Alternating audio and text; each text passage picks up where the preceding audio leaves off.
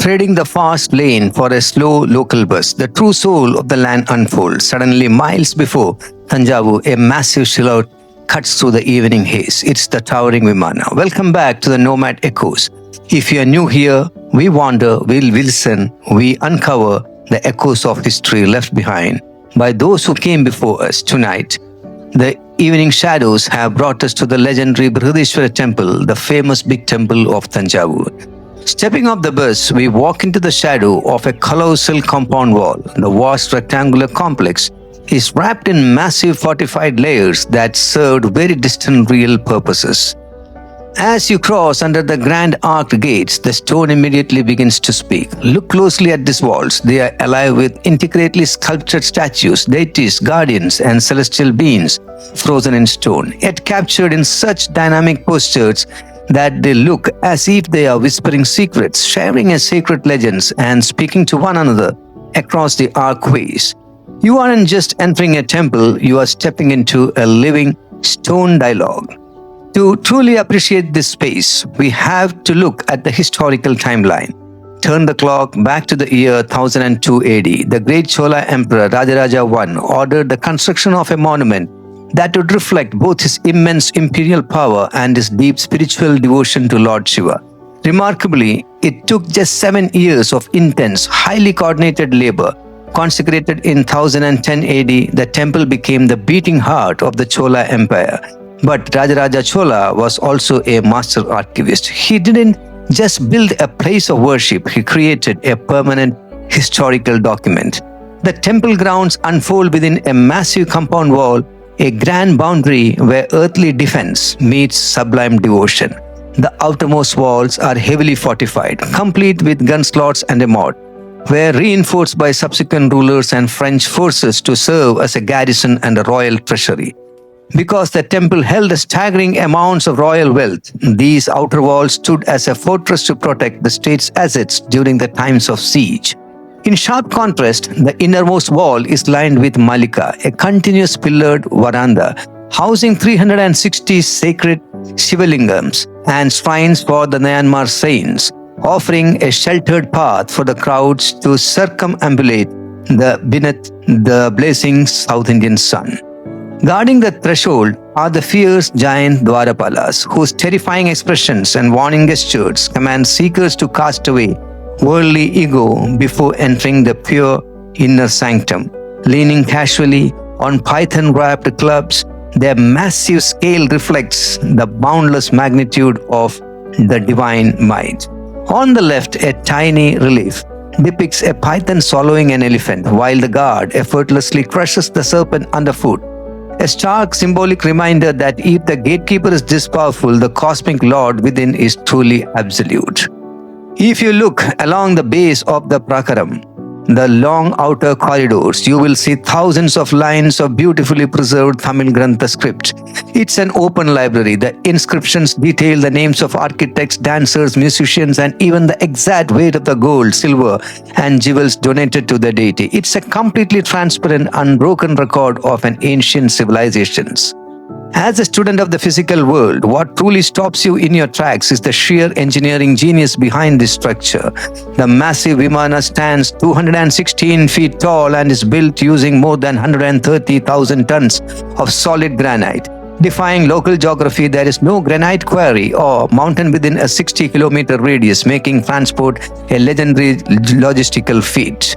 Even more incredible, the structural physics. The entire temple is assembled using a puzzle-like system of interlocking stones built with absolutely no mortar, cement, or binding material. It stands upright purely through the gravity, friction, and weight distribution. At the peak sits the Kumbam, a monolithic epic capstone weighing an estimated mind-boggling 80 tons. To lift the stone 260 feet without modern cranes. The spacious leads up to the main tower are arranged in a strict linear sequence with halls. Step past the monumental gates and the roaring world outside simply fades away. You are now walking the same stone path that the kings and the priests and the poets had tread 1,000 years ago. We begin the grand open pavilion of the Nandi Mandapam. Here, a colossal monolithic bull sits in the eternal vigil, its eyes locked directly onto the inner sanctum. For centuries, this very spot has been the threshold, the boundary where the bustling energy of daily life transitions into absolute spiritual silence. As you walk forward into the shade of the grand pillared Mukhamandapam, look around at these ancient columns. This wasn't just a place of a quiet prayer. It was a grand theater of art and devotion. Right here on these stone floors, Raja Raja Chola I famously appointed over 400 Thalicheri Pendugal or temple dancers to live nearby and perform Bharatanatyam. Imagine the rhythmic strike of the feet, the echo of the heavy bronze bells, and the chanting of the classical poetry. It was a space vibrant with music, dance, and public assemblies where the public could witness the intersection of art and devotion. Moving deeper into the dark, cool corridors, we enter the Mahamandapam, the Royal Assembly Hall. Flanked by those towering Dwarapalaka gatekeepers, this space was strictly for high rituals and royal administrative affairs. The kings, priests, ministers gathered here for state ceremonies. It was also functional as an administrative center and a court. Temple's accountants recorded royal decreases and asset distributions right on these stone floors.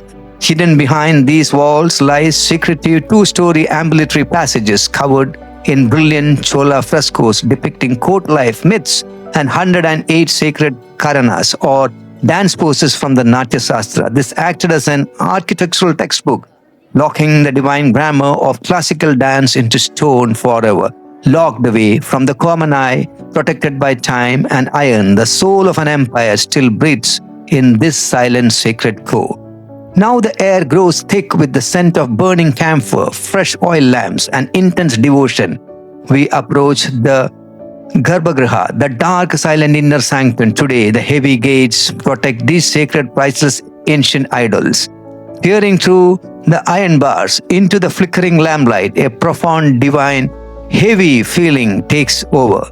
You are looking at the massive 12-foot Shivalingam standing right beneath the weight of the massive granite Vimana tower. As a teacher, my mind is naturally wired to look at the world through the lens of a logic, physics, and verifiable facts. I lean towards the tangible, the rational, and yet standing here in the shadow of Thanjavur crown jewel, I find myself caught in a dilemma. By definition, my personal worldview leans atheist. I don't come here seeking miracles or rituals, but you don't need a specific set of doctrines to feel the profound weight of this place. Over 1,000 years ago, without modern cranes or steel, our ancestors lifted an 80-ton granite capstone to the top of a 216-foot tower. This isn't a feat of construction, it's an absolute masterclass in structural engineering. And right here, in the quiet depth of that ancient space, the dilemma does something unexpected. The rigid lines of the logic blur, surrounded by centuries of devotion, the artistry of my ancestors, and the sheer undeniable energy that fills the air. Something profound shifts inside me. I found myself doing what generations of my bloodline have done for a millennium.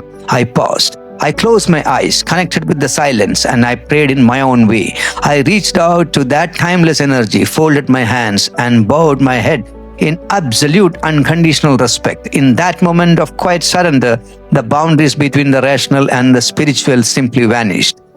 It wasn't a bow to the dogma or the exclusion. It was a bow to the sublime and a deep recognition of the sacred spark of the human genius. It was an acknowledgement of the brilliant minds, the visionary and the architecture, the master craftsmen who poured their very souls into the living stone. The temple belongs to the grand story of global civilization, but it's woven directly into my own DNA. This is my culture. This is the bedrock of who I am. Standing here, I feel an overwhelming radiant wave of pride in my Indianness and a fierce, deeply respectful connection to my ancestral roots and the faith that builds this subcontinent. As the dusk settles, the temple transitions from the architectural marvel into a deeply devotional sanctuary. The smell of the incense fills the air. The low chant of the prayers echoes off the granite. These are the famous Thanjavur ceiling paintings using natural pigment mixture and the lime plaster. Ancient captured celestial dances, epic battles, everything shown here. Our ancestors achieved greatness right here in this solid stone, leaving a legacy I am incredibly proud to inherit because, in the end, great art, true faith, and brilliant science all share the same core, a desire to reach for the something greater than ourselves. Thanks for walking this path with me. Make sure you are subscribed, hit that notification bell, and join as our journey continues. Until the next journey, keep wandering, keep listening, and let the echoes guide you. See you in the morning.